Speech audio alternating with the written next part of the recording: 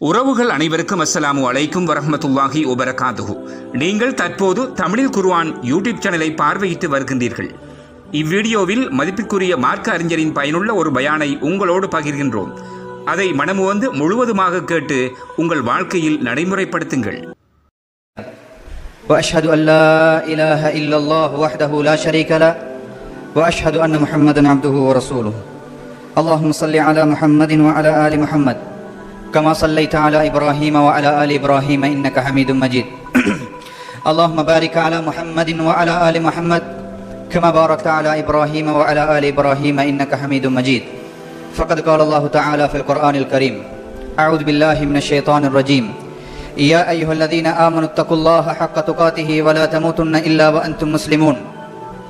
يا أيها الناس اتقوا ربكم الذي خلقكم من نفس واحدة وخلق منها زوجها وبث منهما رجالا كثيرا ونساء واتقوا الله الذي تساءلون به والأرحام إن الله كان عليكم رقيبا. يا أيها الذين آمنوا اتقوا الله وقولوا قولا سديدا يصلح لكم أعمالكم ويغفر لكم ذنوبكم ومن يطع الله ورسوله فقد فاز فوزا عظيما. فإن أصدق الحديث كتاب الله وخير الهدي هدي محمد صلى الله عليه وسلم وشر الأمور محدثاتها وكل محدثة بدعة وكل بدعة ضلالة وكل ضلالة في النار. வார்த்தைகளில் சிறந்தது அல்லாஹ்வுடைய வார்த்தை என்றும் நடைமுறைகளில் கலாச்சாரங்களில் மிகச்சிறந்த கலாச்சாரம் நபிகள் நாயகம் ஸல்லல்லாஹு அலைஹி வஸல்லம் அவர்களின் கலாச்சாரம் என்றும் இந்த மார்க்கத்தில் அல்லாஹ்வினதும் அல்லாஹ்வுடைய தூதரினதும் அனுமதி இல்லாமல் புகுத்தப்பட்ட எல்லா காரியங்களும் நூதன அனுஷ்டானங்கள் பித்அத்துக்கள் என்றும் பித்அத்துக்கள் எல்லாம் வழிகேடுகள் நாளை மறுமையில் நரகத்துக்கே இட்டுச் செல்லும் என்பதாக நபிகள் நாயகம் ஸல்லல்லாஹு அலைஹி வஸல்லம் அவர்கள் தமது ஒவ்வொரு பிரசங்கத்திலும் ஞாபகப்படுத்தியதை நானும் ஞாபகப்படுத்த கடமைப்பட்டிருக்கிறேன். அன்பார்ந்த இஸ்லாமிய உறவுகளே, அல்லாஹ்வுடைய நல்லடியார்களே, அல்லாஹ்வை போற்றி புகழ்ந்ததன் பின்னால் இங்கு வந்திருக்கக்கூடிய என் அருமை தோழர்களே, நம் உலகத்தில் வாழும் பொழுது இந்த முறையில் வாழ வேண்டும் என்று அல்லாஹும் அல்லாஹ்வுடைய தூதரும் எம்மை பணித்திருக்கிறார்களோ, ஏவி இருக்கிறார்களோ, அந்த முறையில் என் வாழ்வை அமைத்துக் கொள்வதற்கு நானும் நீங்களும் முயற்சி செய்வோமாக. அதற்கு அல்லாஹ் எனக்கும் உங்களுக்கும் துணை புரிவானாக. அன்பார்ந்த இஸ்லாமிய உறவுகளே, நபி ஸல்லல்லாஹு அலைஹி வஸல்லம் அவர்கள் 7 பெரும்பாவங்களை குறித்து மிகவும் கடுமையாக எச்சரிக்கை செய்தார்கள். இஜ்தனிபு ஸபஅல் மூபிகாத், உங்களை அழித்து ஒழித்து நாசமாக்கக்கூடிய 7 பெரும்பாவங்களை நீங்கள் தவிர்த்து கொள்ளுங்கள், பயந்து கொள்ளுங்கள் என்று அல்லாஹ்வுடைய தூதர் சொன்னார்கள். அந்த 7 பாவங்களிலே முதலாவதாக அல்லாஹ்வுக்கு இணை வைப்பதை பயப்படுங்கள் என்றார்கள். வட்டி வாங்குவதை பயப்படுங்கள் என்றார்கள். அனாதைகளுடைய சொத்தை பராமரிக்கும் பொழுது அதிலே அநியாயம் செய்வதை பயப்படுங்கள் என்றார்கள். புனித போர் நடந்து கொண்டிருக்கக்கூடிய சந்தர்ப்பத்திலே எதிரியை பயந்து யுத்த களத்திலே இருந்து புறமுது காட்டி ஓடுவதை நீங்கள் பயந்து கொள்ளுங்கள் என்றார்கள். இப்படி நபி ஸல்லல்லாஹு அலைஹி வஸல்லம் அவர்கள் பெரும்பாவங்கள் என்று சொல்லப்படுகின்ற 7 பெரும்பாவங்களை அல்லாஹ்வுடைய தூதர் அடையாளப்படுத்தினார். இந்த ஹதீஸை பற்றி அறிஞர்கள் விளக்கம் சொல்லுகின்ற பொழுது 7 பெரும்பாவங்களுடைய அடிப்படை பாவம் என்ன தெரியுமா? 7 பெரும்பாவத்துடைய அடிப்படை பாவம் ஒரு மனிதனால் நிகழ்கின்ற அநியாயம். அல்லாஹ்வுக்கு அநியாயம் செய்கின்ற பொழுது அல்லாஹ்வுக்கு கொடுக்க வேண்டிய உரிமையை கொடுக்காமல் அல்லாஹ்வுடைய உரிமையை படைப்புக்கு கொடுக்கின்ற பொழுது அங்கே ஷிர்க் ஏற்படுகின்றது. அநியாயத்தின் மூலமாக ஏற்பட்டதுதான் ஷிர்க். இப்படி 7 பாவங்களை குறித்து சொன்ன ரசூல் ஸல்லல்லாஹு அலைஹி வஸல்லம் அவர்கள் இந்த 7 பெரும்பாவங்களுடைய அடிப்படை வேர் எங்கிருந்து வருவது என்றால், ஒரு மனிதனிடத்திலே இருக்கக்கூடிய அநியாயத்தின் காரணமாகத்தான் இந்த 7 பெரும்பாவங்கள் ஒரு மனிதத்திலே நிகழ்கின்றன என்று அறிஞர்கள் விளக்கம் சொல்கிறார்கள். அன்பார்ந்த இஸ்லாமிய சகோதரர்களே, குர்ஆனுடைய வசனங்களை எடுத்து பார்த்தால் நபி ஸல்லல்லாஹு அலைஹி வஸல்லம் அவர்களுடைய எச்சரிக்கைகளே மிக கடுமையாக எச்சரிக்கை செய்யப்பட்ட பாவங்களிலே மிக முக்கியமான, நானும் நீங்களும் பொடுபோக்குத்தனம் காட்டுகின்ற, நானும் நீங்களும் அசட்டத்தனமாக இருக்கக்கூடிய ஒரு பாவம் தான் நாங்கள் மனிதர்களுக்கு செய்யக்கூடிய அநியாயம். நபி ஸல்லல்லாஹு அலைஹி வஸல்லம் அவர்கள் சொன்னார்கள், இத்தகுல் ظுல்ம் ஃபைன்ன ظுல்ம ظுலுமாத்துன் இன்தல்லாஹி யௌமல் கியாமா. தோழர்களே, அநியாயம் செய்வதை நீங்கள் பயந்து கொள்ளுங்கள். ஏனென்றால் நாளை மறுமையில் நீங்கள் செய்கின்ற அநியாயம் இருளை போன்று எந்தவித வெளிச்சமும் இல்லாமல் ஒரு பயங்கர நிலையிலே நாளை மறுமையில் அல்லாஹ் உங்களை விசாரிக்கின்ற பொழுது நீங்கள் செய்த அநியாயம் உங்களை வந்து சந்திக்கும் என்றார்கள். இந்த உலகத்திலே நல்லவர்களாக வாழ்ந்த நபிமார்கள் கூட, நல்லடியார்கள் கூட நாளை மறுமையில் அநியாயக்காரனாக, அநியாய குற்றம் சாட்டப்பட்டவனாக அல்லாஹ்வுடைய முன்னிலையிலே நிற்பதற்கு மிகவும் கடுமையாக பயந்திருக்கிறார்கள். நபிகள் நாயகம் ஸல்லல்லாஹு அலைஹி வஸல்லம் அவர்கள் தம்முடைய இறுதி காலகட்டம் கடுமையாக நோய்வாய்ப்பட்டார். கடைசி 2 அல்லது 3 நாட்களுக்கு முன்னால் அல்லாஹ்வுடைய தூதரின் நிலையை பற்றி ஆயிஷா ரலியல்லாஹு தஆலா அன்ஹா அவர்கள் சொல்லுகிறார்கள். அல்லாஹ்வுடைய தூதர் தொழுகைக்காக தயாராகிறார். தொழுகை நேரம் வருகிறது. அல்லாஹ்வுடைய தூதர் தான் தொழுகை நடாத்த வேண்டும். தொழுகை நடாத்துவதற்காக அல்லாஹ்வுடைய தூதர் தன்னுடைய நோய் இருக்கின்ற சந்தர்ப்பத்தில் கூட, எழுந்து நிற்க முடியாத சந்தர்ப்பத்தில் கூட ஆயிஷா ரலியல்லாஹு தஆலா அன்ஹா அவர்கள் சொல்கிறார்கள், அஸல்லன்னாஸ், மனிதர்கள் தொழுது விட்டார்களா என்று கேட்டுக்கொண்டே அல்லாஹ்வுடைய தூதர் எழும்புவாராம். எழும்பி தொழுகைக்காக தயாராகின்ற பொழுது உது செய்வதற்காக ஆயிஷா ரலியல்லாஹு தஆலா அன்ஹா அவர்கள் அல்லாஹ்வுடைய தூதருக்கு தண்ணீர் தெளிப்பார்கள். அல்லாஹ்வுடைய தூதர் உது செய்வார். உது செய்து முடிந்தவுடனே திருப்பவும் நோயின் கடுமையின் காரணமாக திருப்பவும் அல்லாஹ்வுடைய தூதர் மயங்கி விழுவார். திருப்பி திருப்பி இப்படி நடக்கும். அல்லாஹ்வுடைய தூதர் அஸல்லன்னாஸ், தொழுகை நேரம் வந்து விட்டது, மனிதர்கள் தொழுது விட்டார்களா, தோழர்கள் தொழுது விட்டார்களா என்று கேட்டுக்கொண்டே இருப்பார்களாம். தொழுகை நடாத்துவதற்கு சக்தி இல்லை. முரு அபூபக்கரின், ஆயிஷாவே, உங்களுடைய தந்தை அபூபக்கருக்கு மக்களுக்கு, மனிதர்களுக்கு தொழுகை நடாத்த சொல்லுங்கள் என்று அல்லாஹ்வுடைய தூதர் ஏவினார். மரணிப்பதற்கு 2 அல்லது 3 நாட்களுக்கு முன்னால் அபூபக்கர் ரலியல்லாஹு தஆலா அன்ஹு அவர்கள் தொழுகை நடாத்தினார்கள். அல்லாஹ்வுடைய தூதருக்கு தன்னுடைய தோழர்களை சந்திக்க வேண்டும் என்ற ஆசை, ஏதோ சொல்ல வேண்டும் என்ற ஆசை, வசியத்து பண்ண வேண்டும் என்ற ஆசை, ஆர்வம். அல்லாஹ்வுடைய தூதர் தோழர்களை பார்த்து சொன்னார்கள், என்னை என் தோழர்களை சந்திப்பதற்காக என் தோழர்களுக்கு முன்னால் கொண்டு வந்து நிறுத்துங்கள் என்று அல்லாஹ்வுடைய தூதர் கேட்டுக்கொண்டதற்கு இணங்க அலி ரலியல்லாஹு தஆலா அன்ஹு அவர்கள், ஃபதுல் இப்னு அப்பாஸ் ரலியல்லாஹு தஆலா அன்ஹு அவர்கள் 2 பேருடைய துணையோடு 2 பேருடைய தோளிலே கையை போட்டுக்கொண்டு அல்லாஹ்வுடைய தூதரை கூட்டிக் கொண்டு வந்தார்கள். அலி ரலியல்லாஹு தஆலா அன்ஹு அவர்கள் சொல்கிறார்கள், அல்லாஹ்வுடைய தூதரை நாங்கள் தூக்கி கொண்டு வந்தோம். காலை நிலத்திலே வைக்க முடியாத அளவுக்கு அல்லாஹ்வுடைய தூதருக்கு நோய். அவருடைய கால் மதீனா மிம்பர் வரைக்கும், மஸ்ஜித் நபவியுடைய மிம்பர் வரைக்கும் கோடு போட்டுக்கொண்டே வந்தது. அல்லாஹ்வுடைய தூதர் மிம்பரிலே வந்து உட்கார்ந்தார். வந்து தன் தோழர்களை பார்த்து சொன்னார்கள், சில உபதேசங்கள், நசீகத்து சொன்னார்கள், வசியத்து சொன்னார்கள். மிக பெருமதியான செய்திகளை அல்லாஹ்வுடைய தூதர் சொல்லி இதில் கவனமாக இருந்து கொள்ளுங்கள் என்று அல்லாஹ்வுடைய தூதர் சொன்னார்கள். எப்ப சொல்றாங்க? கடைசி கட்டம். அல்லாஹ்வுடைய தூதர் இந்த உலகத்தை விட்டு பிரிவதற்கு முன்னால் அல்லாஹ்வுடைய தூதர் தோழர்களோடு கடைசியாக ஒன்று கூடிய கூட்டம். அந்த கூட்டம் மதீனத்து மஸ்ஜித் நபவியின் மிம்பரிலே ஏறிக்கொண்டு அல்லாஹ்வுடைய தூதர் தொழுகையை பற்றி அல்லாஹ்வுடைய தூதர் சொன்னார். தோழர்களே, தொழுகையிலே நீங்கள் கவனமாக இருந்து கொள்ளுங்கள். தொழுகையிலே பொடுபோக்கு காட்டாதீர்கள். தொழுகையை குறித்து அல்லாஹ்வுடைய தூதர் எச்சரிக்கை செய்தார்கள். தோழர்களே, நீங்கள் திருமணம் முடித்திருக்கக்கூடிய பெண்கள் இருக்கிறார்கள் இல்லையா, உங்கள் மனைவிமார், இஸ்தௌஸு பின் நிசாஇ கைரா, நீங்கள் அல்லாஹ்வுடைய அமானிதத்தை வைத்து நீங்கள் அவர்களை சொந்தமாக்கிக் கொண்டீர்கள். அதனால் உங்கள் மனைவிமார்களுடைய விஷயத்தில் கவனமாக நடந்து கொள்ளுங்கள் என்றார்கள். கடைசியாக வசியத்து சொல்லிவிட்டு என்ன சொன்னார் தெரியுமா? மன் குந்து ஜலத்து லஹு, தோழர்களே, நான் உலகத்திலே வாழுகின்ற பொழுது உங்களில் யாருக்காவது நான் அநியாயம் செய்திருந்தால், நான் யாரையாவது ஏசி இருந்தால், நான் யாராவது அடித்திருந்தால், நோவினை செய்திருந்தால், ஃபஹாதா தஹ்ரி, இதோ இந்த மிம்பரிலே இருந்து கொண்டு என்னுடைய மேனியை உங்களுக்கு தருகிறேன். இந்த இடத்திலே என்னை பழிவாங்கிக் கொள்ளுங்கள். நாளை மறுமையில் அல்லாஹ்வுடைய நீதிமன்றத்திலே போய் எனக்காக நீங்கள் அநியாய வழக்கு தொடர வேண்டாம். இந்த நிலையிலே, இந்த இடத்திலே வைத்துக் கொண்டு நான் மரணிப்பதற்கு முன்னாலே எனக்காக அந்த பரிகாரத்தை தேடுங்கள் என்று அல்லாஹ்வுடைய தூதர் கடைசியாக 2-3 நாட்களுக்கு முன்னால் இந்த சமூகத்திலே இருந்து கொண்டு அநியாயத்துக்காக பரிகாரம் தேடினார்கள் என்றால், நாளை மறுமையிலே அல்லாஹ்வுடைய முன்னிலையிலே அநியாயக்காரர்களாக நபிமார்கள் கூட நிற்பதை பயந்தார்கள் என்றால், அநியாயத்துக்குரிய தண்டனை நாளை மறுமையில், அநியாயத்துக்குரிய விசாரணை நாளை மறுமையில் நானும் நீங்களும் நினைப்பதை போன்று அல்ல. அல்லாஹ்வுடைய தூதர் சொன்னார்கள், அல்லாஹ் சொல்வதாக, எப்படி அல்லாஹ் சொல்வதாக அல்லாஹ்வுடைய தூதர் சொன்னார்கள், யா இபாதி, அல்லாஹ் அழைக்கிறாராம், என் அடியானே, இன்னி ஹர்ரம்து ظுல்ம அலா நஃப்ஸி, அநியாயம் செய்வதை அல்லாஹ் சொல்வதாக அல்லாஹ்வுடைய தூதர் சொல்கிறார்கள், அநியாயம் செய்வதை நான் எனக்கு தடை செய்து கொண்டேன், நான் எனக்கு ஹராமாக்கினேன்.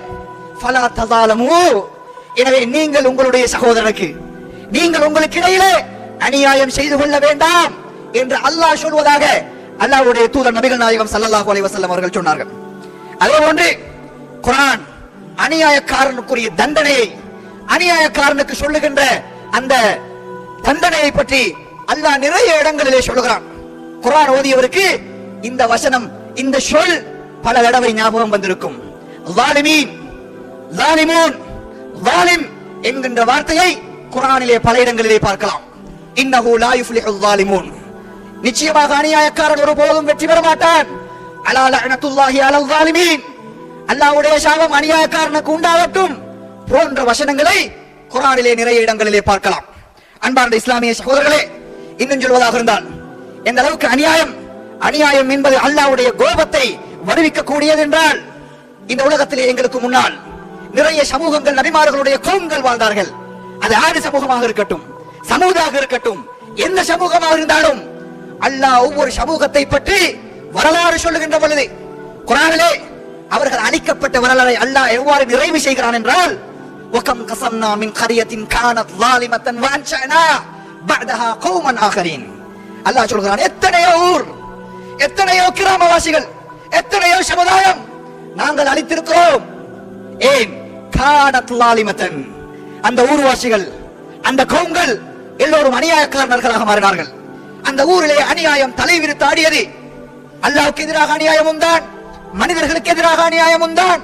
அந்த ஊரிலே அநியாயம் மிகைத்த பொழுது எல்லா ஊர்களையும் கசம்னா, கசம்னா என்றால் பூண்டோடு அழித்தோம் என்று அர்த்தம்.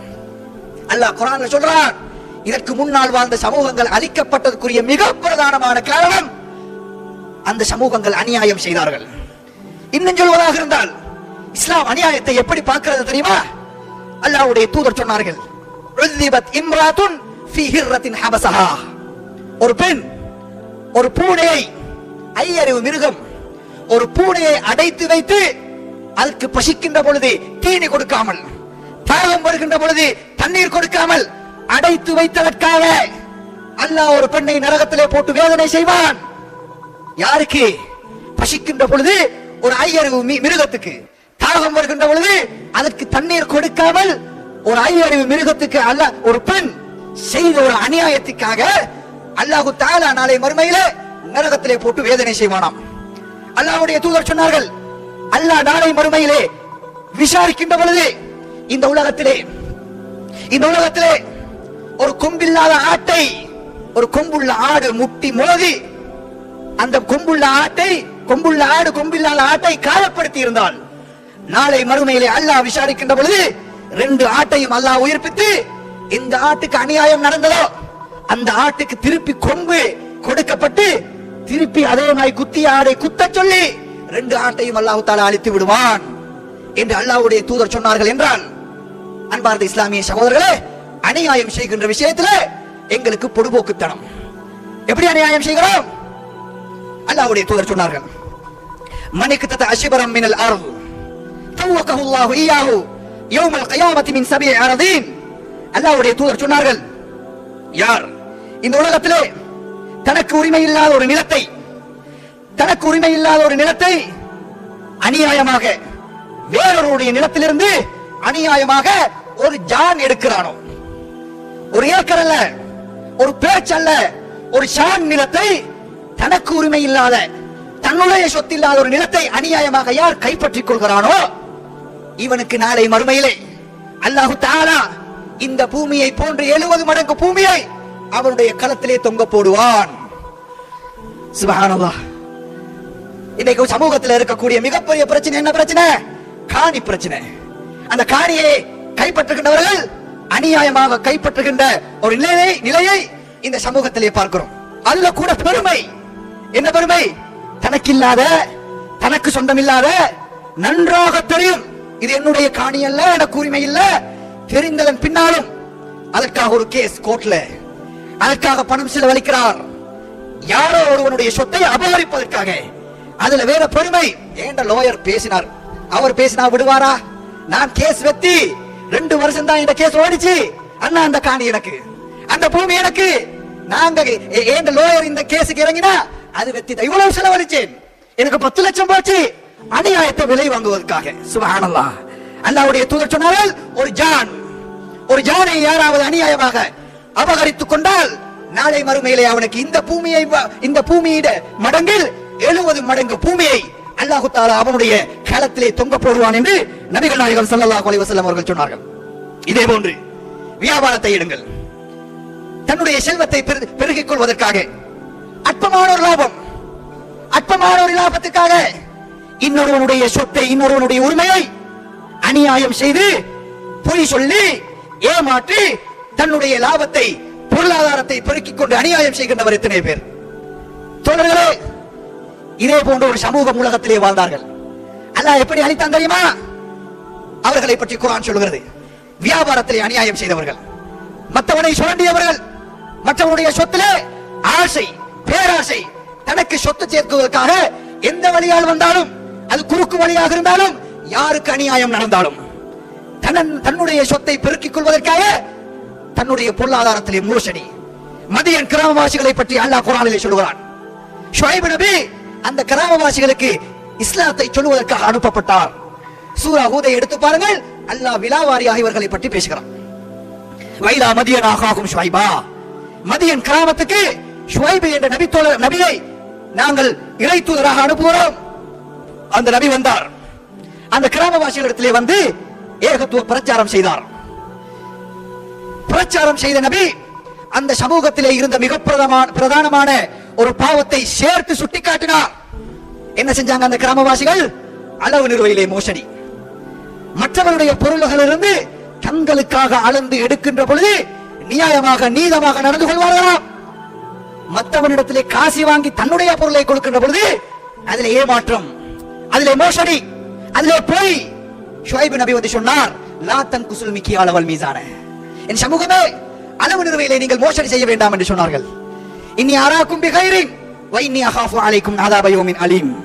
அல்லாஹ்வுடைய தண்டனை கடுமையானது தோழர்களே. அளவு நிறுவையிலே மோசடி செய்ய வேண்டாம், நீதமாக நடந்து கொள்ளுங்கள் என்றார்கள். ஒரு கிலோவுக்கு காசி வாங்கினா 950 கிராம், 500க்கு காசி வாங்கினா சரியாக நிறுத்தா 450 கிராம். வாங்கிக்கிற காசி 500க்கு, கொடுக்கிற பொருள் 450 கிராம்.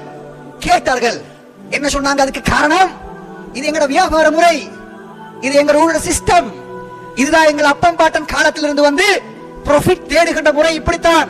500க்கு காசை வாங்கிட்டு 450 நிறுப்போம், ஒரு கிலோவுக்கு காசை வாங்கிட்டு 950 நிறுப்போம். இது அந்த 50 கிராம் இருக்குதா, இந்த 50 கிராம் தான் என்னுடைய ப்ராஃபிட் என்றார்கள். அல்லாஹ்வுடைய தூதர் சொன்னார்கள், இல்லை, அது ஏமாற்றம், ஏமாற்றம், மோசடி என்று திருப்பி திருப்பி சொன்னார். இல்லை, இது எங்களுடைய அப்பன் பாட்டன் காலத்திலிருந்து இந்த ஊருடைய வியாபார முறை இதுதான். அஸலாத்துக தஅமுருக அன் நத்ருக மா யஅபுது ஆபாஉனா.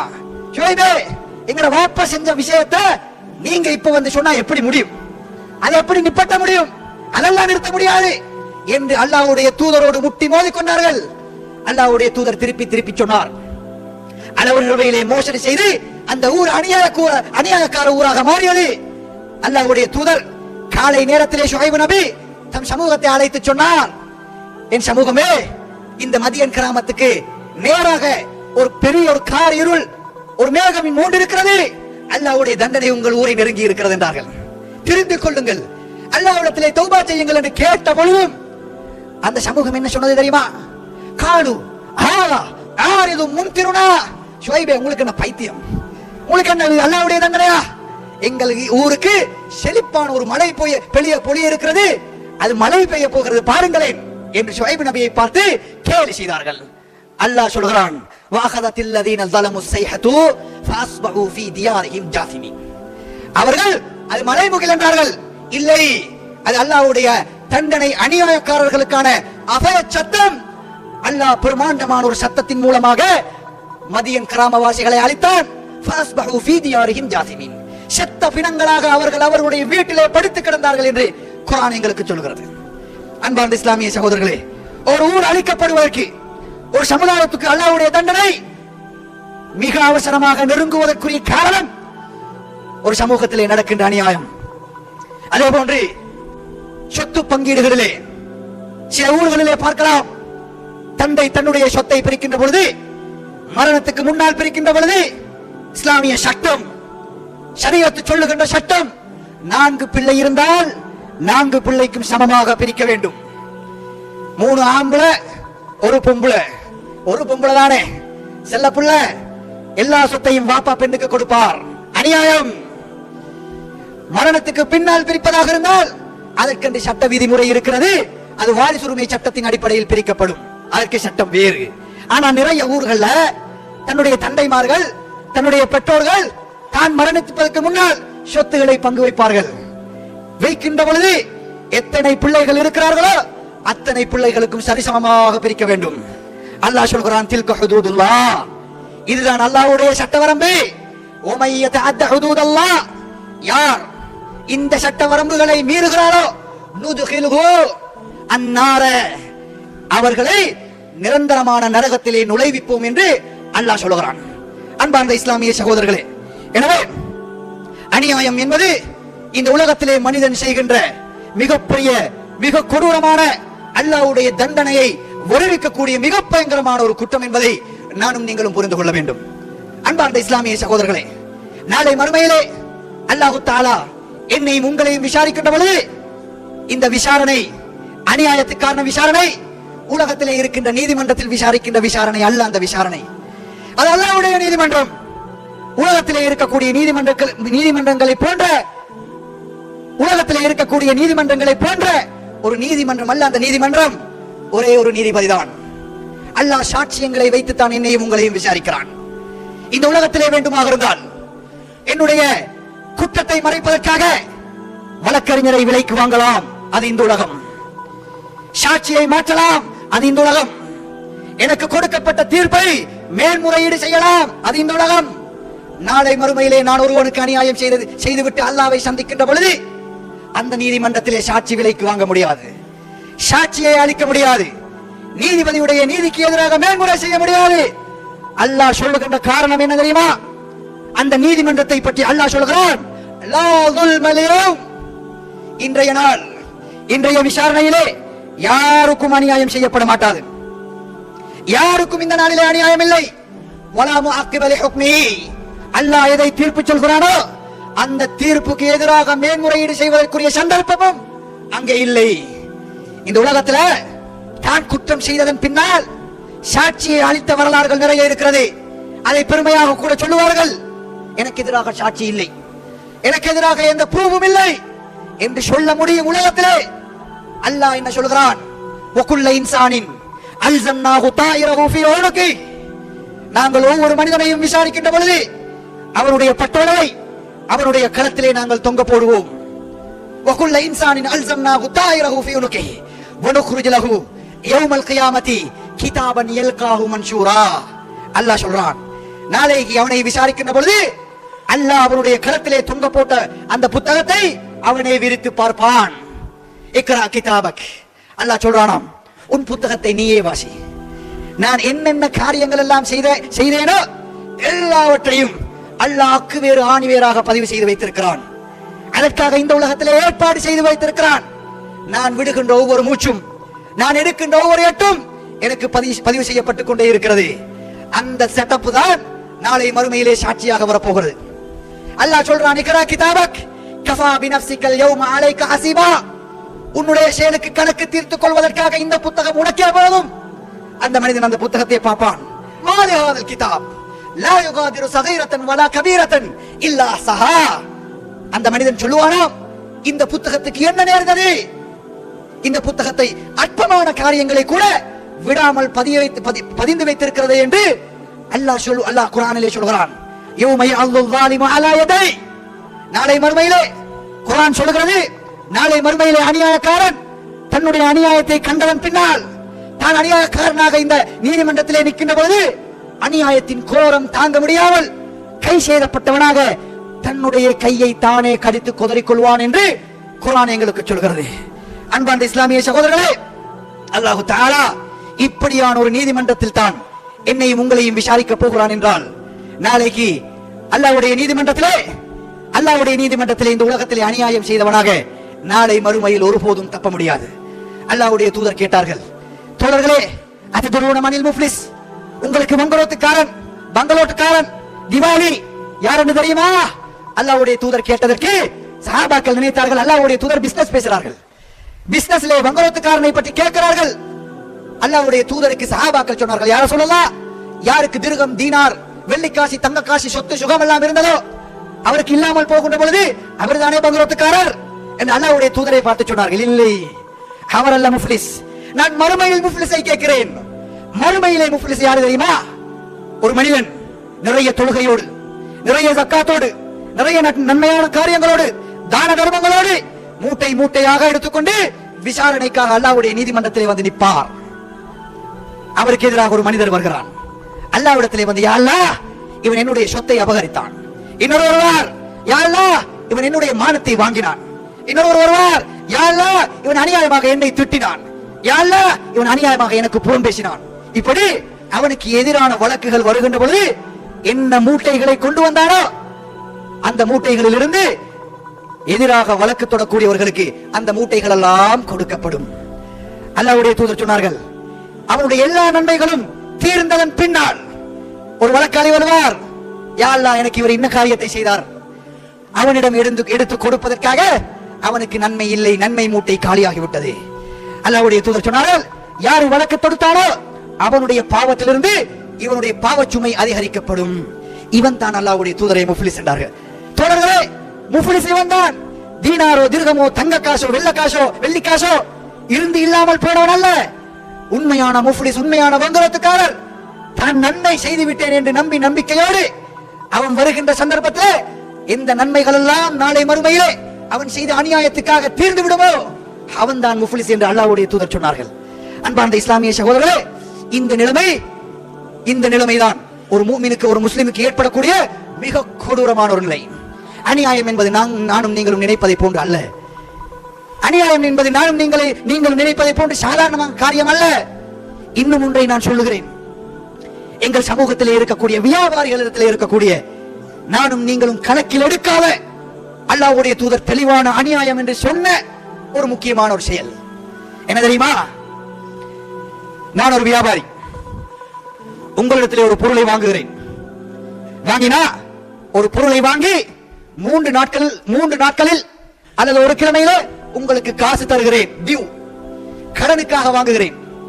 3 நாட்களில் அல்லது 4 நாட்களில் அல்லது ஒரு கிழமையில் உங்களுக்கு இந்த பொருளுக்கு காசு தருகிறேன் என்ற எக்ரிமெண்டிலே வியாபாரம் நிறைவு பெறுகிறது. முடிச்சு 3வது நாள் அல்லது குறித்த நாள் வருகிறது. காசு எடுப்பதற்காக நீங்கள் என்னிடத்திலே வருகிறீர்கள். என்னிடம் உங்களுக்கு காசு தருவதற்காக வசதி இருக்கிறது. 1 லட்சம் ரூபாய்க்கு ஒரு பொருளை வாங்கி ஒரு கிழமையில காசு தரதாக இருந்தா வாக்கு தந்தால் ஒரு கிழமையாகிவிட்டது, குறித்த நேரமாகிவிட்டது, நான் கொடுக்க வேண்டிய தவணை வந்து விட்டது.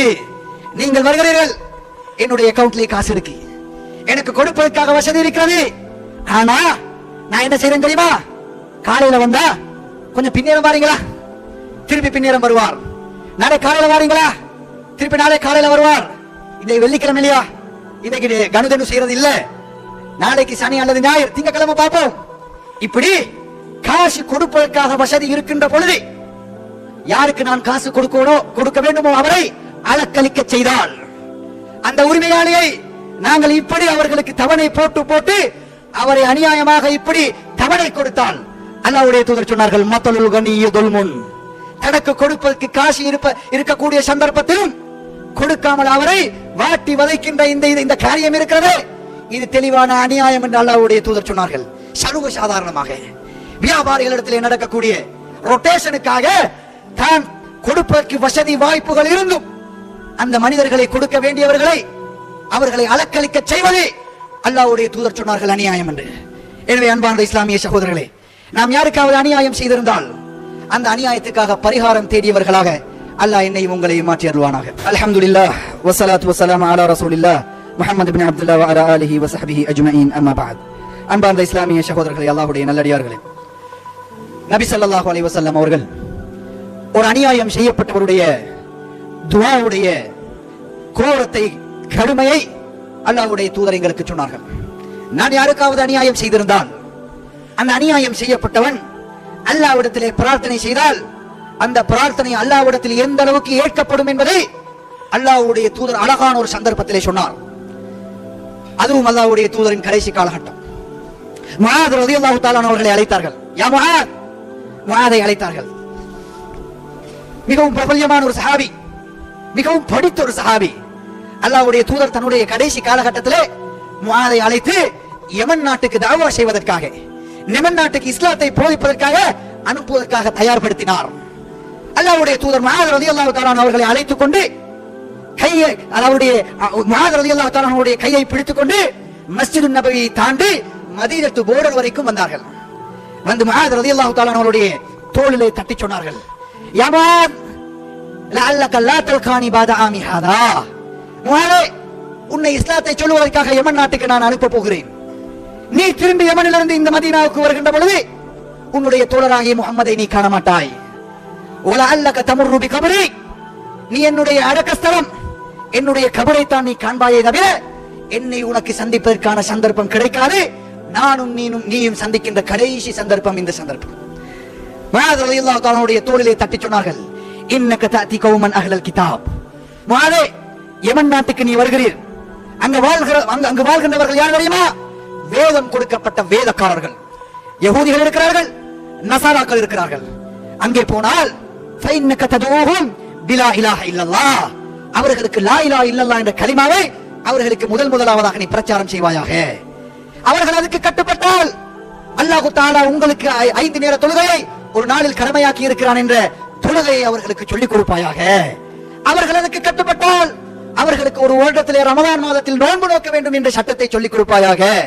அதற்கு கட்டுப்பட்டால் அவர்கள் வசதி உள்ளவர்கள், போவதற்கு வசதி உள்ளவர்கள் இருந்தால் ஹஜ்ஜுடைய கடமையை சொல்லிக் கொடுப்பாயாக.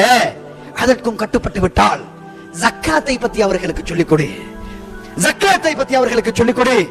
இன்ன பொருளிலே இத்தனை வீதம் ஜக்காத்து கொடுக்க வேண்டும் என்ற ஜக்காத் சட்டத்தை அவர்களுக்கு சொல்லிக் கொடு என்று சொல்லிவிட்டு அல்லாஹ்வுடைய தூதர் சொன்னார்கள், இய்யாக வகராஇம அம்வாலிஹிம். அல்லாஹ்வுடைய தூதர் பாவித்த வசனம் சொல் இய்யாக. அரபியிலே இய்யாக என்ற வார்த்தை எதை குறித்து கடுமையாக எச்சரிக்கை செய்யப்படுமோ அந்த வார்த்தைக்கு தான் இய்யாக என்ற வசனத்தை பயன்படுத்தப்படுகிறது.